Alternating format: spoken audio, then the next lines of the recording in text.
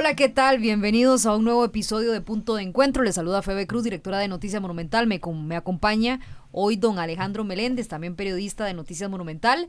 Venimos calentando, ¿verdad? Y es que ya calentó este proceso electoral, a pesar de que la campaña oficialmente arranca en octubre. Ya hay procesos internos por parte de los partidos políticos y ya vamos vislumbrando lo que será este proceso electoral que culminará, por lo menos en primera instancia, el 1 de febrero del 2026, y no sabemos después, porque ya nos hemos acostumbrado también a la segunda ronda. Ale, ¿cómo estás?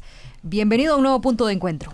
El saludo, Fede, para vos y para que nos ven y nos escuchan a través de las redes sociales.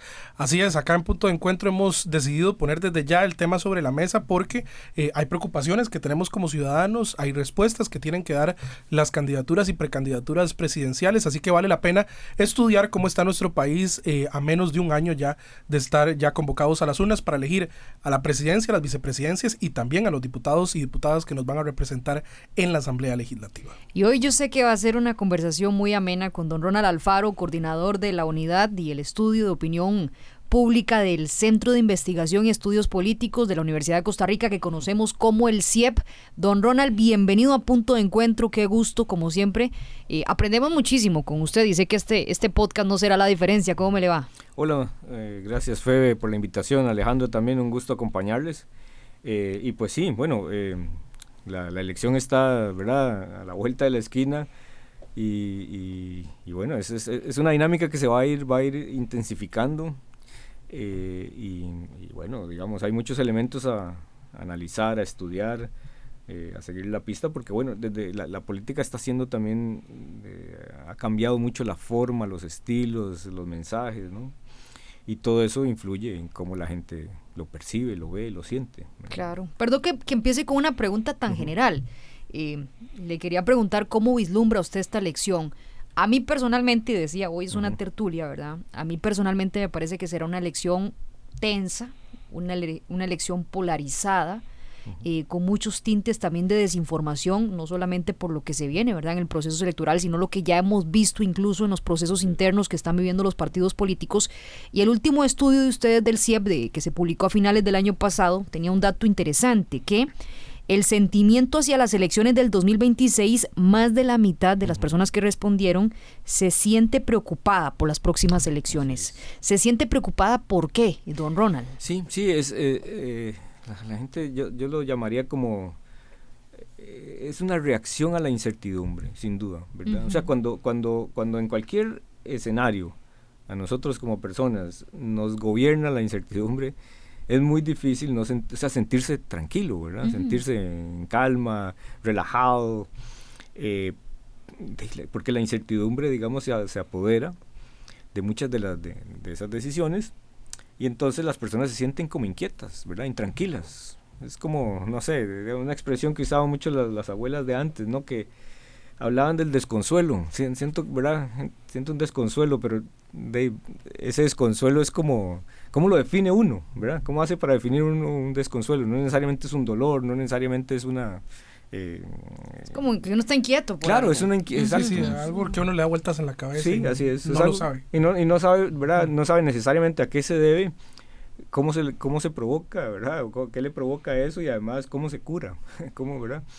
Pero bueno, la política genera este tipo de emociones en la gente, la preocupación. Y ante ese escenario, la campaña será una campaña difícil, ¿verdad? Muy difícil. Posiblemente a muchos de nosotros no quisiéramos tener que atravesar, creo yo, por ese escenario, porque va a ser... Pero nos va a tocar, ¿verdad? Nos va a tocar. Tenemos que ir. Sí, exacto, no hay forma de cómo capearse este escenario, pero va a ser muy pesada, una campaña muy pesada por un lado, porque bueno, porque lo que está en juego es, por un lado, cómo se va a dar y si es que va a haber una transición, ¿verdad? O si habrá continuidad, ¿verdad? Continuidad digamos en el gobierno. Pero para que eso se dé, entonces tienen que configurarse una serie de nuevas afinidades políticas, nuevas que despierten nuevas emociones en la gente, ¿verdad? Y lo digo porque, bueno, el caso nuestro es es muy claro que el presidente Chávez, digamos, no puede prolongar su mandato, y entonces tendrá que ser alguien más el que vaya a sustituirlo, ¿verdad? A reemplazarlo. Entonces ya eso crea una condición particular, ¿verdad? Que es una batalla por saber quién se va a adueñar de ese capital. Y entonces una de las preguntas es, hace algunos días nos preguntábamos si dentro del gobierno había alguien que quisiera disputar esa, ¿verdad? Adueñarse de ese capital. Con la salida de algunos de los ministros, eso responde a algunas preguntas, pero abre otras, ¿verdad? Bueno, ¿y cómo va a ser esa nómina, esa papeleta? ¿Mediante qué partido político va, ¿verdad? Porque si no es el que llevó al presidente y con el cual se enfrentaron, o hubo conflicto, entonces, ¿cuál más? ¿Verdad? Y por otra parte, la otra, digamos, el otro gran flanco de incertidumbre es desde las oposiciones, ¿verdad? Primero, ¿cómo están? ¿Cuál es la salud de la oposición, ¿verdad? La salud desde el punto de vista más político, o sea, sus capacidades para, de alguna forma, arrebatarle el poder al oficialismo, ¿verdad? Que es siempre la batalla en una elección. Por eso le iba a preguntar, históricamente tiene estos niveles, porque incluso el 78% en ese último estudio de la población muestra emociones negativas de ansiedad, cansancio, estrés. ¿Históricamente es así una campaña o qué particularidad tiene esta que siente la gente de cara al 2026? Creo que el factor aquí determinante es esa incertidumbre, esa gran incertidumbre, que abre...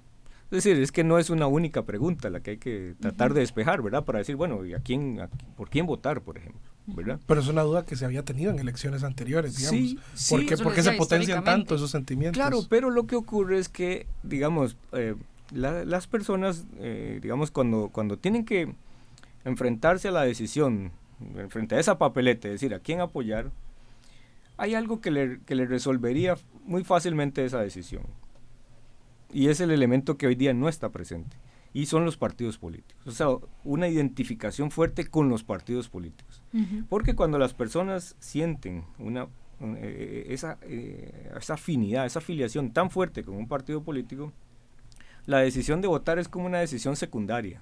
O sea, usted ya sabe, voy a ir a votar y además lo voy a hacer por este partido que es el que me representa.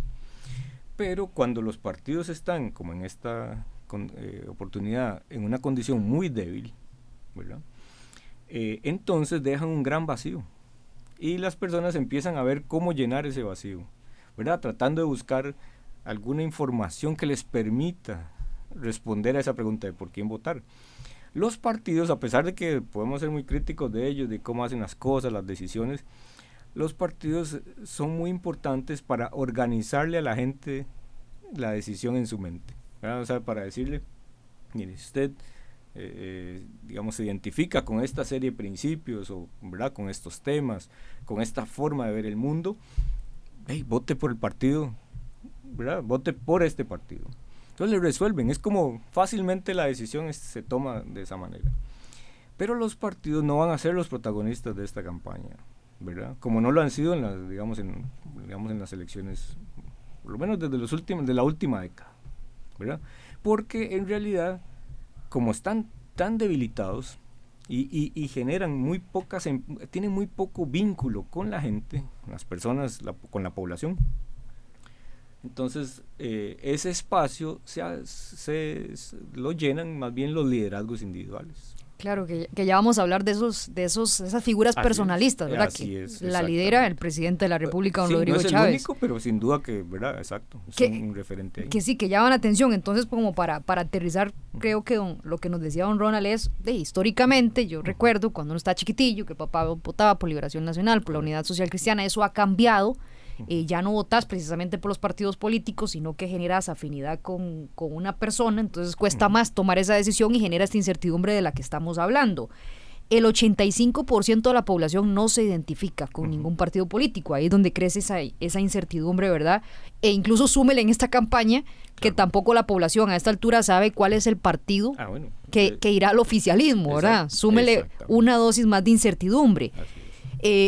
Y es como contradictorio, don Ronald, porque un día de estos estaba leyendo una nota de La Nación sobre la cantidad de partidos políticos inscritos, sobre los que solicitaron inscripción, que todavía está en revisión por parte del tribunal, sobre los que están inactivos y que podrían activarse, y tenemos una oferta como de 40 posibilidades. Y sí, aún así, potencialmente es una papeleta, sí.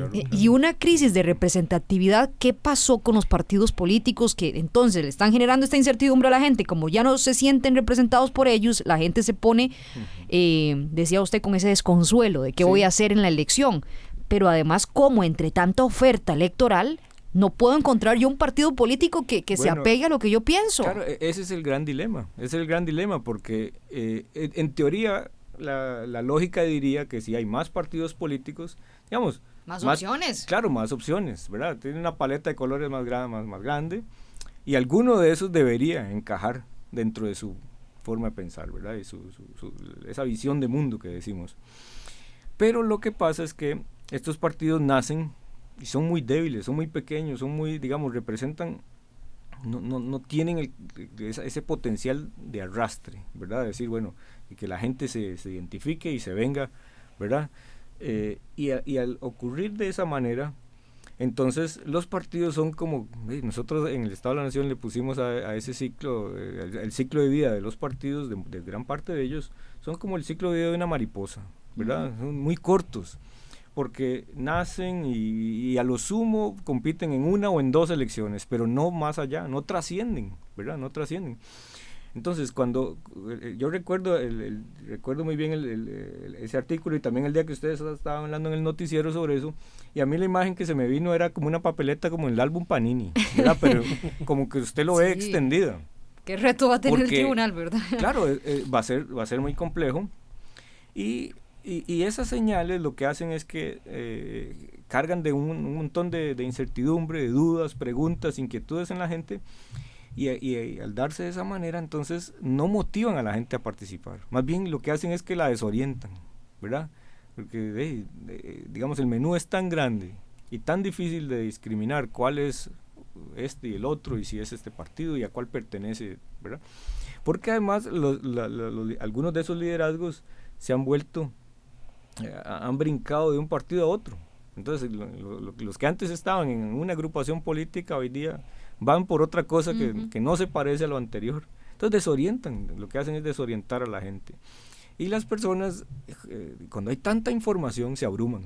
Todos nos abrumamos, ¿verdad? Cuando hay tanta información. Y en temas políticos eso también ocurre. Entonces hace que las personas por ejemplo, no tengan una gran motivación por ir a votar. Vean la paradoja, son cada vez más partidos políticos y la participación electoral viene disminuyendo, ¿verdad? Todo apunta a que si vamos con esa gran cantidad de papeletas, o una papeleta tan grande, tantas opciones, veamos un nuevo incremento del abstencionismo. Ese último dato que también nos aportaba Febe de las emociones, solo un 11% muestra entusiasmo. ¿Usted ve una relación directa entre la gente que sí tiene como entusiasmo de cara a la elección con la gente que sí se siente representada con partidos políticos, ¿verdad? No sé si existe esa relación tomando en cuenta que cada vez va a menos, ¿verdad? Y que sea 1 de cada 10 costarricenses el que se sienta de esa manera de cara a un proceso electoral. Sí, en la época en la que hay partidos que generan y construyen como estas identidades fuertes, eso que ahora Febe decía, que las familias votaban, toda la familia entera votaba por el mismo partido político. Pero todavía queda gente de esa, ¿no? Queda muy poca, queda alguna sí. de esta gente, sí, queda, sí lo hay todavía, pero cada vez son menos, ya no son suficientes como para que uno diga, bueno, son capaces de ganar una elección. Sí, no marcan diferencia.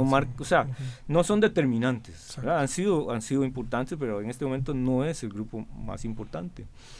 Y entonces, cuando esas identidades son fuertes y la gente se siente muy identificada con los partidos políticos, la gente sale sola a votar, no hay que llevarla, no hay que hacer campañas no, porque los mueve un sentimiento muy político, fuertemente político, para decir, bueno, si entonces yo me identifico con el partido de Alejandro, lo que quiero es que, por ejemplo, el partido de Fede no gane la elección. Entonces voy a muerte con el partido y, ¿verdad?, salgo a votar y convenzo a la gente. Sí, yo recuerdo que incluso cuando se topaban los mitines, ¿verdad? Era claro. ¿Quién gritaba más fuerte por la unidad o liberación en aquella época, verdad? Sí, exacto. Era eso de yo te voy a ganar porque no me importa quién es, pero yo quiero que mi partido te gane. Bueno, era el mismo fenómeno con el cual, digamos, se llenaba el Paseo Colón. Sí, recuerdo. A ver quién llevaba más gente. Desde el Hospital San Juan de Dios hasta la estatua de León Cortés para ver. Ahí esa era la demostración. Pero si hoy día un partido político, cualquiera que sea, incluso partidos oficialistas, ¿verdad? Tratan de convocar a la gente al Paseo Colón para dar una manifestación de fuerza, pues sería algo risible en términos de la cantidad. ¿Por qué? Porque el factor que no está presente, o el elemento que que está ausente de todo este ejercicio, es esa identificación, esas identidades fuertes. Las identidades son la manera en la que la política se vuelve una rivalidad a favor de unos y en contra de otros. Es muy natural, pero si ese elemento no está presente o no tiene la fuerza, digamos la intensidad que se requiere, apenas pueden mover algún grupo de personas, ¿verdad? Pero no necesariamente a grandes grupos, ¿verdad? Don Ronald, eso se rompió en el 2014 con la ruptura del bipartidismo, porque todavía antes de esa elección, ¿verdad?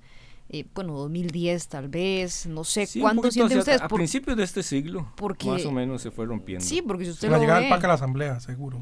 Sí, un poco. Incluso con el movimiento libertario, que fue en el movimiento 98. Libertario, empiezan a surgir nuevos partidos políticos que se vuelven, digamos, contendientes, que obtienen algún nivel de apoyo, pero con una característica muy particular. Por ejemplo, partidos como el Movimiento Libertario, como el mismo Acción Ciudadana, Frente Amplio, después Restauración, sí, claro, después Nueva República, todos ellos han obtenido algún nivel de apoyo, pero sus apoyos son muy concentrados en el territorio. ¿A qué me refiero? A que, por ejemplo, el PAC fue un partido, digamos, a lo largo de su historia, fue un partido urbano, sobre todo el Valle Central. Pero cuando íbamos a revisar los resultados, cómo le iba al PAC fuera del Valle Central, ahí le iba malísimo, no obtenía, ¿verdad? El Movimiento Libertario, algo muy similar, concentrado en la zona de Limón, en el momento en el Caribe, cuando le fue mejor. El Frente Amplio también, muy parecido, Restauración. Entonces, a diferencia de otros momentos en los que los partidos políticos eran y obtenían apoyos más nacionales, o sea, obtenían más o menos apoyos en todas las provincias. Proporcionales, más o menos distribuidos. No tenían eso de que les iba muy bien en unas y malísimo en otras. Vea que incluso todavía un partido que se ha ido debilitando, pero como Liberación Nacional, pero todavía logra que en una elección de diputados, obtener diputados en todas las provincias, claro, y tener la fracción más grande. Entonces habla de que sus apoyos son apoyos que están más distribuidos en todo el territorio, ¿verdad?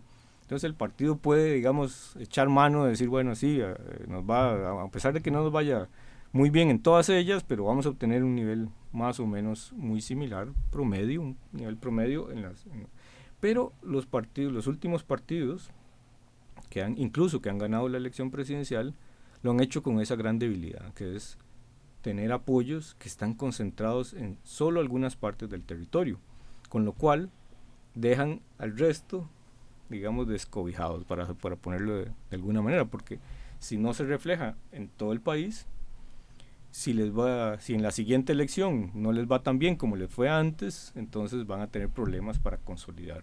Claro, y como no hay esa identificación, le pasa lo que pasó al PAC, ¿verdad? Que se borró el mapa y uno dice, ¿dónde está el millón y resto que votó por el PAC en las elecciones pasadas? ¿Qué se hizo a esas personas? Bueno, no lograron una identificación con el partido y fue un tema coyuntural.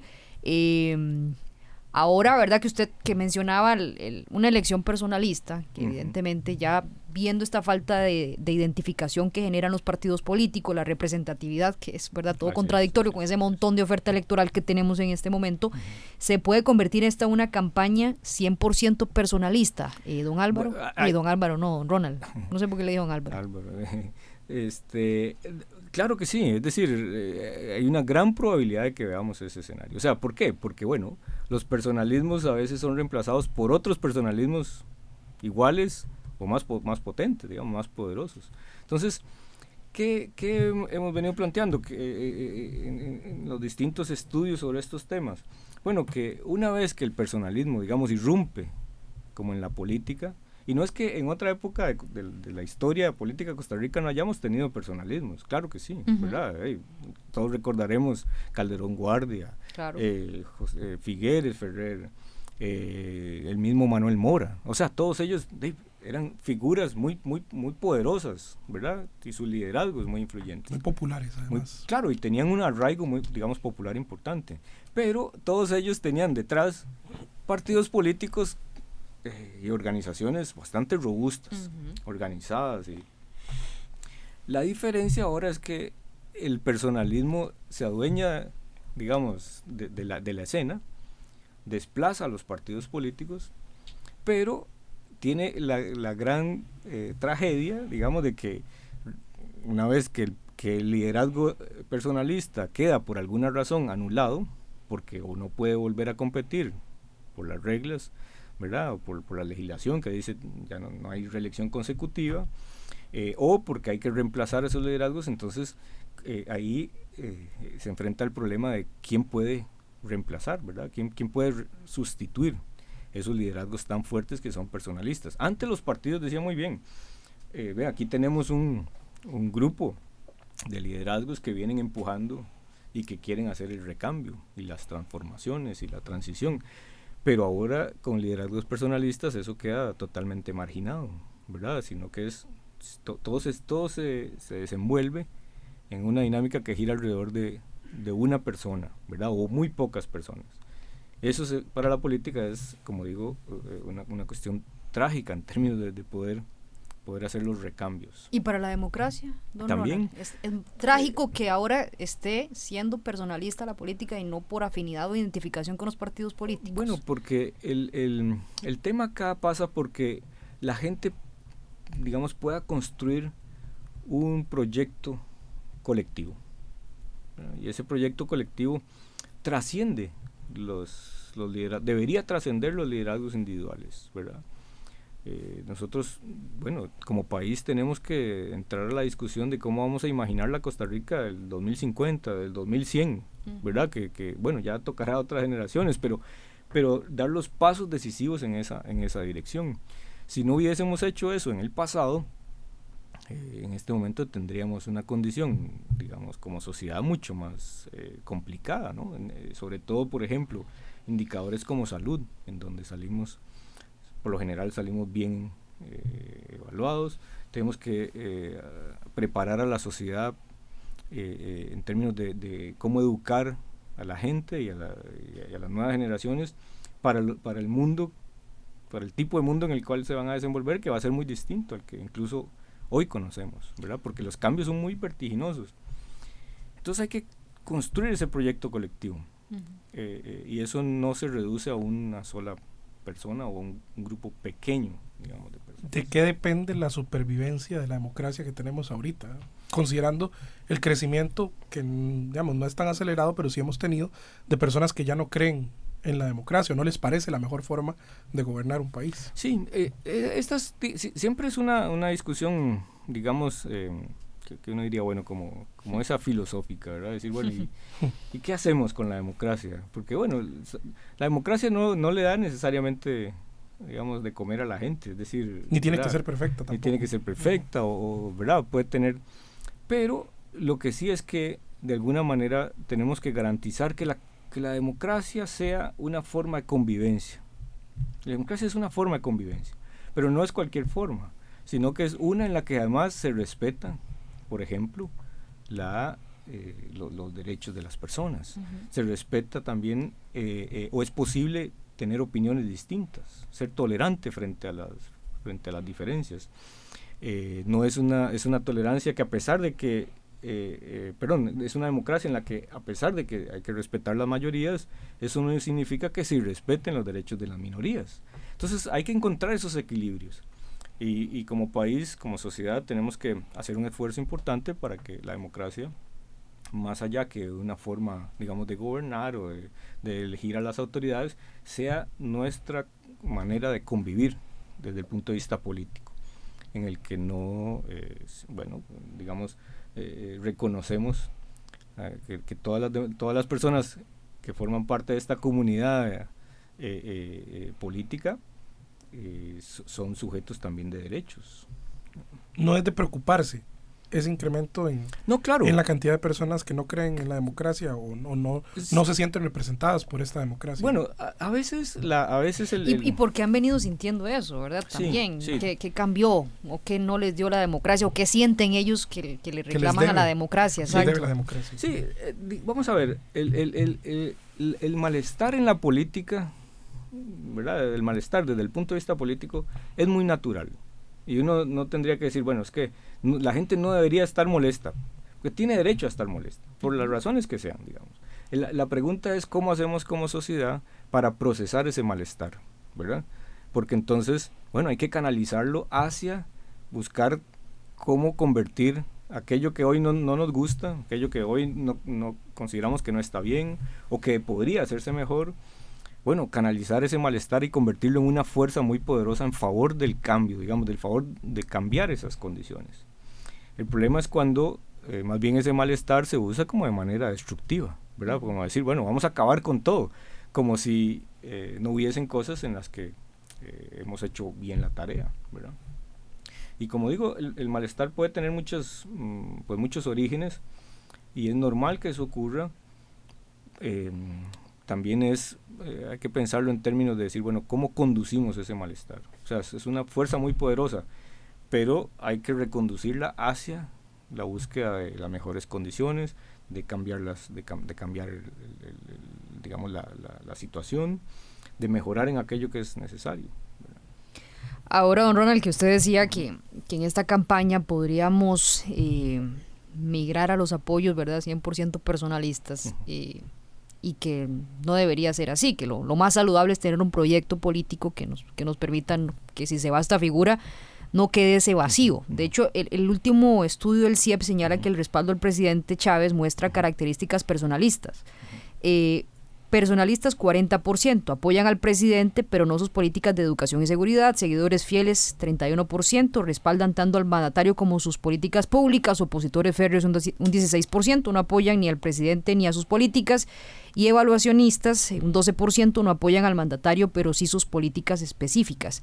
Incluso también recientemente salió un estudio de redes sociales del Observatorio de Comunicación Digital de la Universidad Latina, que decía que el presidente en redes sociales obtiene muchísimos comentarios positivos, más no su gobierno. La gente separa, ¿verdad?, la figura de todo lo que pueda no estar bien en el país.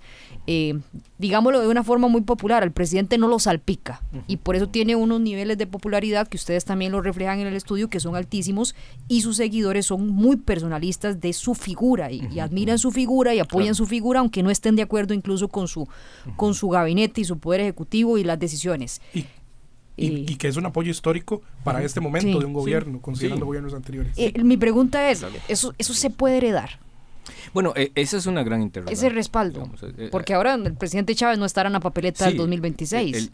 Exacto, no lo va a estar, tampoco podría estar... Por lo menos como presidente. Sí, al menos como presidente, tampoco podría estar en la del 2030, digamos, como presidente. A hoy. Exacto, bajo estas condiciones. Pero lo que ocurre con el personalismo, y si esto se puede heredar o no, el personalismo en algunos casos ha dado para que otras figuras, digamos, distintas al mandatario o a la persona que está a la cabeza del Ejecutivo pueda ganar una elección, ¿verdad? Lo hemos visto en algunos países.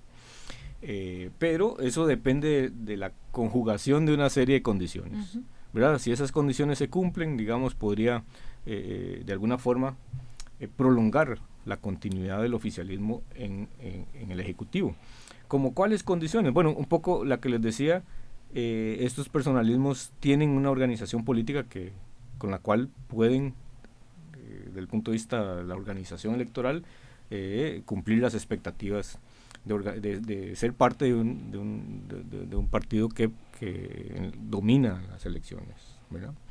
Pero bueno, en el caso de Costa Rica eso no está presente, ¿verdad? Entonces, nuevamente, si ese es un elemento que de alguna forma podría darle continuidad, habría que ver bajo qué condiciones eso podría ocurrir acá, dado que hoy día incluso no sabemos si hay un partido político oficialista, si hay uno o más de uno, ¿verdad? Porque eso está por verse, y cómo eso se va de alguna forma a conjugar. Que incluso, un paréntesis, don Ronald, entre los partidos de preferencia la gente sitúa de primero a Liberación Nacional y luego al Partido Progreso Social Democrático, que no sé si están tan conscientes la ciudadanía que ese ya no es el partido oficialista oficialmente, ¿verdad? Así es, porque la dinámica que hemos venido observando es como que los partidos son como envases retornables, ¿verdad? O sea, como que ya tienen una condición de, digamos que se descartan, ¿verdad? Pero, entonces, la pregunta es cómo un personalismo puede prolongar el control en el Ejecutivo. Bueno, esa es una pregunta que vamos a estar analizando según se vayan dando los eventos en esta campaña electoral. Podríamos tener la respuesta en esta misma campaña, tenerlo, sí, claro, porque además, como decía ahora, está la incertidumbre de cuál va a ser la apuesta del oficialismo en una campaña y en unas condiciones en las que, primero, hay muchos competidores y las elecciones anteriores han demostrado que los partidos políticos les cuesta mucho repetir el éxito, ¿verdad? Después, es decir, vean que los dos partidos que ganaron, que estuvieron en segunda ronda en el 2018, hoy día no están ni en la Asamblea Legislativa, no están ni en la Asamblea Legislativa. Uno de ellos ya está inactivo. El PAC Restauración, exacto. Sí, no están en alcaldías tampoco. No están en alcaldías, no tienen regidurías, entonces están desaparecidos prácticamente. Entonces, si eso ha venido ocurriendo, tenemos una alta probabilidad de observar algo similar, ¿verdad? Entonces, ¿qué genera eso? Genera un gran vacío, y ese vacío está siendo reemplazado, o llenado más bien, por estos liderazgos individuales, con la singularidad de que, digamos, en Costa Rica las reglas electorales no permiten ¿verdad?, ir a una elección después de estar en control del Ejecutivo, sino que hay que esperar 8 años. Bueno, entonces, ¿cuál va a ser la carta con la cual, ya sea el oficialismo quiere prolongar esa continuidad, o por otra parte, cuál va a ser desde las oposiciones la estrategia para tratar de arrebatar ese poder? Don Ronald, uno ve los esfuerzos y los discursos que existen desde los partidos que ya han gobernado este país, como el Partido de Liberación Nacional, el Partido Unidad Social Cristiana y también el Partido Acción Ciudadana. Sin embargo, uno ve mucho rechazo ciudadano hacia esos partidos per se. Es mala palabra decir PAC y Liberación Nacional para mucha gente, ¿verdad? Ajá. Que sí, uno lo ve en este ejercicio que hacemos, Alejandro, de punto de encuentro, la gente está muy molesta con estas agrupaciones. Ese rechazo, ese resentimiento o ese sentimiento negativo hacia esas agrupaciones en particular es irreversible para ellos, digamos, tomando en cuenta que ellos mismos afirman haberse esforzado por resolver esos errores o esas diferencias que han tenido con el electorado en el pasado. Sin embargo, en la última elección a ninguno fue favorecido para ganar la elección nacional. Sí. Bueno, a ver, digamos, tal vez lo podemos plantear de esta manera. Los partidos políticos son como una marca, ¿verdad? Tienen una marca, y a veces las marcas tienen crisis de reputación, ¿verdad? Es decir, esto no es tampoco ningún secreto que estemos inventando la rueda. Ahora, el asunto es cómo los partidos de alguna forma tratan de afrontar esas crisis reputacionales.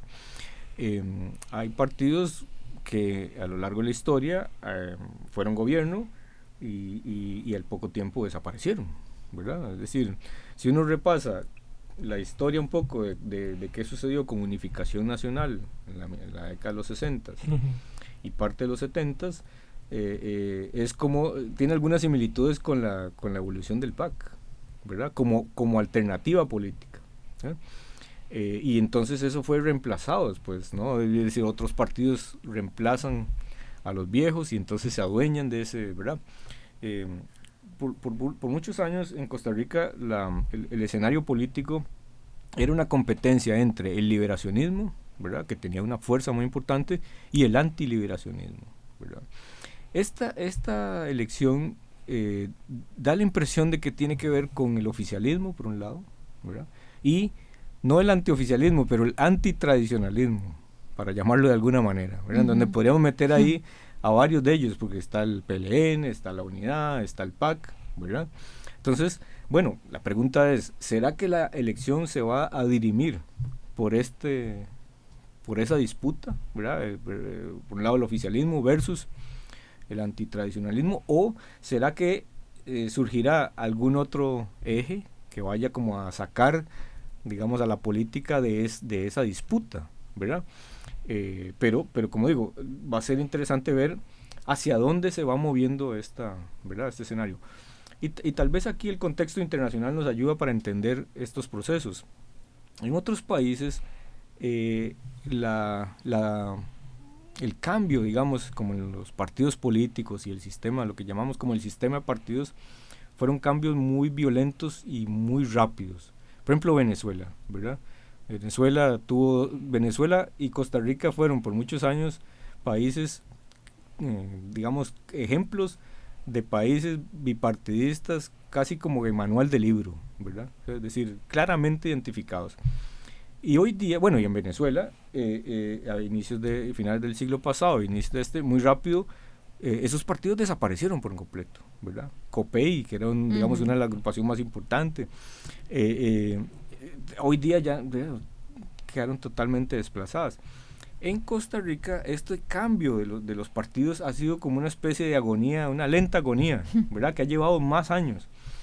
De alguna forma es como, muchas cosas en Costa Rica son graduales, no son violentas y rápidas, así como un shock tan fuerte o tan inmediato, sino más bien somos gradual, nos gusta el gradualismo, ¿verdad? Y estos cambios en los partidos se han dado de esa manera. ¿Por qué digo esto? Bueno, porque ese antiliberacionismo y el liberacionismo, que era el dominante, ha dado paso a una competencia que hoy día todavía está en disputa, ¿verdad? Es decir, en algún momento se pensó que iba a ser, muy bien, ahora era PLN, digamos, sobre todo, y PAC, ¿verdad? Porque el PUS quedó un poquito desplazado. Y el Frente Amplio, digamos, tiene problemas para, después de alcanzar un techo, romperlo, ¿verdad? Entonces, bueno, por algún tiempo pensamos que de alguna forma ese podía ser un escenario, ¿verdad? Pero en eso se derrumba el PAC y entonces otra vez vuelve a, como que quiebra ese molde y nos movemos en otra dirección en la que todavía está como en proceso de reacomodo. Eso se le llama un realineamiento, así se le dice, digamos, como en la jerga más política, porque la gente se mueve de un lado hacia otro. Entonces son grandes realineamientos. Eso no solo ocurre en Costa Rica, ocurre en muchas partes en el mundo a lo largo de la historia, digamos. Don Ronald Alfaro del CIEP, sé que vamos a conversar muchas veces durante este año, siempre es rico conversar con usted de algunas conclusiones. Alejandro, será una campaña histórica, incluso en participación, ¿verdad?, de candidaturas presidenciales. Podríamos toparnos más bien una papeleta a lo álbum Panini, decía don Ronald, después nos pasan ahí la factura, ¿verdad?, la gente de Panini. Va a ser una elección difícil, tensa, pero a pesar de eso, ¿verdad?, que yo sé y la incertidumbre que dice la población que tiene, hay que ir paso a paso. Yo creo que en esto vamos a ir, y acá de la mano de Punto de Encuentro de Noticia Monumental, vamos a ir conociendo las figuras, viendo sus propuestas. También es una responsabilidad enorme, don Ronald, que tenemos los medios de comunicación en medio de toda esta incertidumbre para guiar a la población en este proceso electoral.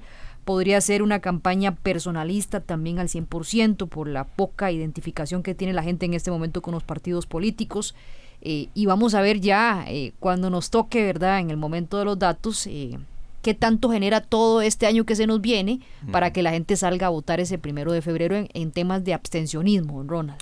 Sí, no se trata como de adelantarnos a los hechos. Nadie aquí, digamos, ha contratado todo puede cambiar, es que aquí todo puede pasar. Sí, de hecho, estábamos hablando fuera de micrófonos, todo puede pasar en este año. A lo mejor la próxima presidencia ni siquiera la tenemos todavía sobre el mapa, es que hasta eso puede ser. De repente el partido que vaya a ganar la elección ni siquiera ha nacido, en el sentido de que no está inscrito formalmente ya, ¿verdad?, a estas alturas, a un año de las elecciones. ¿Por qué? Porque la política costarricense se ha vuelto, tiene un componente de vértigo en este momento muy, o sea, eso como cuando uno está en un lugar muy alto y de repente mira hacia abajo y dice, esto, ¿verdad?, siento que se me tambalea.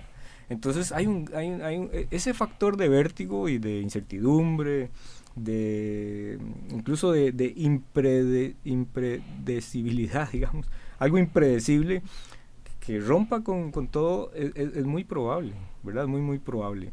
Ya lo hemos visto en el pasado reciente, campañas en las que la gente no tenía una inclinación hacia apoyar, por ejemplo, al PAC o a Restauración Nacional en el 18, y a mediados de enero todo cambió, ¿verdad? Por un factor externo, como una especie de meteorito que cae y destruye todo lo que está.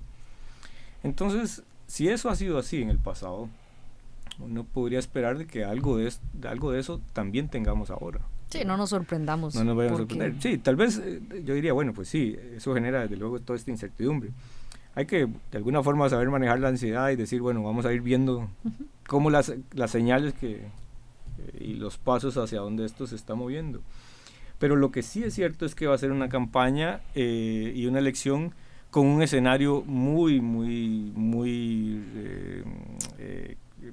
digamos, con condiciones de mucha incertidumbre, donde las cosas que creíamos seguras no lo son.